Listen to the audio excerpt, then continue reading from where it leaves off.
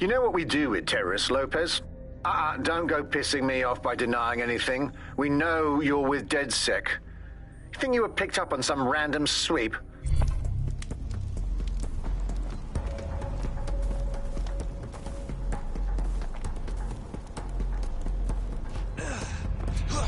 Hold on. What's that?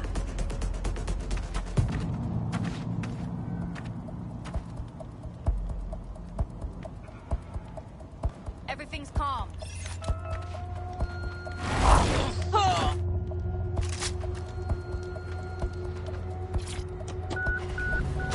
Got a vehicle, now what?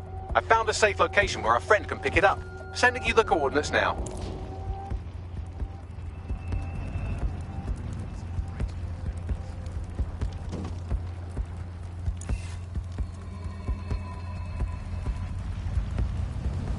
Point. CTOS was first used in Chicago in 2014 and then San Francisco in 2017 before coming here to London. And every time it's been a disaster. For those of you who are listening who are lucky enough not to be here in London's chaotic scenes, it's worth remembering that the telecoms tower is now owned by Bloom. The tower looms over northwest London. It's always been a communications hub, acting as part of the UK's television and communications network, although there's been some secrecy around its use, and now that Bloom owns it, it's only even more secret. Yeah, now everything that's part of Bloom's city surveillance operation is run through the telecoms tower. And I have to say, it looks completely ridiculous. It's got that silly crown thing at the top and all the blue light. What's that even about? What does it do? I don't see that there's any purpose to that at all. It's a blight on the skyline, if you ask me, and it's become the main point of control for millions of people. The System Network and Bagley are both operated and streamed from there too. And don't forget about the self-driving cars too. I always thought they were just running on their own. No, CTOS is the big control system behind the cars. There was a point back in the earliest days of self-driving car technology that they operated by themselves. They used to use a series of sensors to see the world around them. Radar, for instance, would look far off into the distance, while LiDAR would detect objects nearby. And while these cars still use some of this technology, Bloom CTOS and its detailed maps and data that it has on London really makes Bloom be able to take control of it. And CTOS can take control of your car if you're parked incorrectly. It's no surprise that it was made mandatory to have a self-driving car.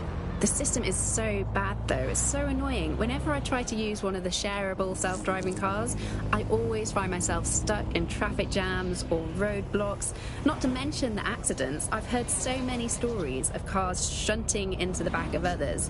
I think they're worse than human drivers sometimes. The technology was meant to make things better, but Bloom has made it so bad that it just makes London even more chaotic than it was before. I'm giving up on the cars. I'm only using the bikes, which are not self-driving at the moment, at least. And don't even get me started on the data. Everything that Bloom sees from your movements around the city and the self-driving cars is collected and feeds back into its big information control system.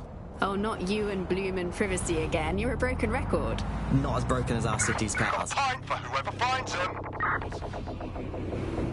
You're a broken record. Not as broken as our city's cars.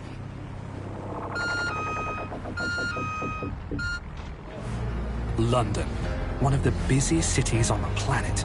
9 million people, 3 million cars, and all that means is gridlock. But with Parcel Fox's new drone collect and delivery service...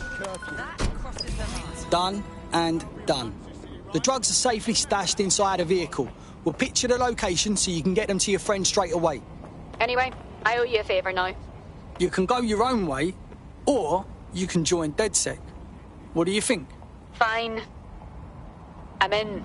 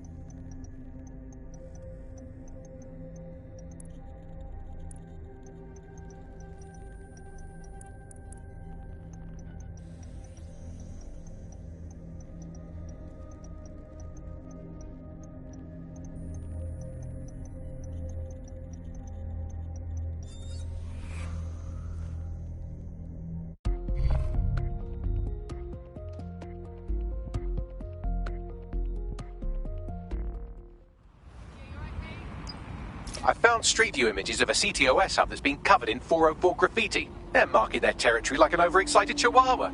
Dropping the location of the hub on your map. Attention. Albion personnel have complete discretion to discharge their weapons in the event of threat. That is irrelevant.